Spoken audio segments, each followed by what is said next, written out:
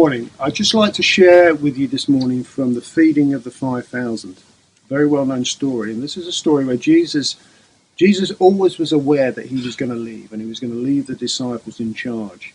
So he was training them, he was teaching them. Everything he did was a lesson for them. And so we're reading from Mark chapter 6, verse 30 down to 43. Then it grew late. His disciples approached him and said, "This place is deserted. It's already late. Send them away so that they can go into the surrounding countryside and villages to buy themselves something to eat." So the disciples' approach was that they were obviously even more hungry by this time, and they were just thinking, well, send these people away. Send them somewhere to get some food. And then perhaps we can, have something to eat. But Jesus had other ideas. Jesus said, "You give them something to eat," he responded. So they wanted to pass the responsibility off. But Jesus wanted them to take responsibility for these people. They said to him, "Should we go and buy 200 denarii worth of bread and give them something to eat?" They're obviously looking at the logistics of feeding 5,000 people. They were calculating how much money it was going to cost and probably where they would have to go to find this bread and this food. But Jesus said something to them. He said, "How many loaves do you have? Go and see." So Jesus' response was not to send them off to find bread, but say, what actually do you have in your hand? What do you have in your possession? What do you have? Use what you have. And when they found out 5 loaves and 2 fishes, then he instructed all the people to sit down in groups on the green grass. They sat down in groups of hundreds and fifties. He took the 5 loaves and 2 fishes, and looking up to heaven, and broke the loaves. He kept giving them to disciples to set before the people. He divided the 2 fish among them all. Everybody ate and was satisfied. They picked up 12 baskets full of bread, pieces of bread and fish.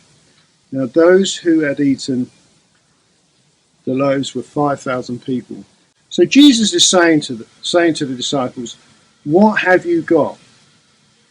God calls us to use what we have. Not what we don't have, but what we actually have in our hand. And he will make up the deficit. Jesus will make up for the lack that we have. He will provide. He will take what we have and he will multiply it. There is a part in the Christian life that we can't do. We can sow the seed. We can plant the word, but it's Jesus who brings the increase. It's God who causes the multiplication. But what God asks us to do is to use that which we have, to put into action what we do have in faith, trusting that God will meet the need.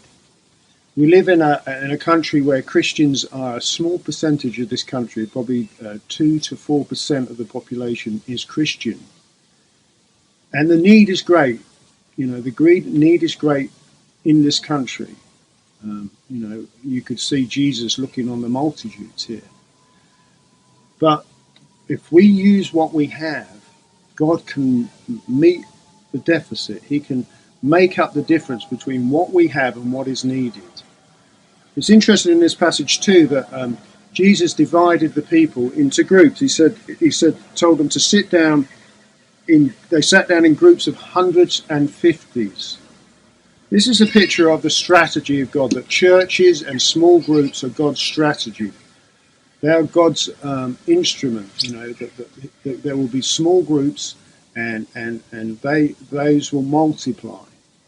And I'm reminded that this is very much like what Moses did when Moses said the people are so many, and he said divide them into groups and set people over the groups. And so we see here Jesus is beginning to instill into the disciples how to deal with people, how to minister to people, how to distribute people, and to have faith that God will meet the need as they go out and give what they have. They will be supplied. And it's interesting at the end there was 12 baskets left over. So they had a basket each left over for them at the end. So that's very interesting too. That there was more than enough left over for the disciples. So I just thought I'd read you that story, and we always need to try and look at the scriptures with fresh eyes, because there is so much in the scriptures, so much in what Jesus taught and did. Thank you.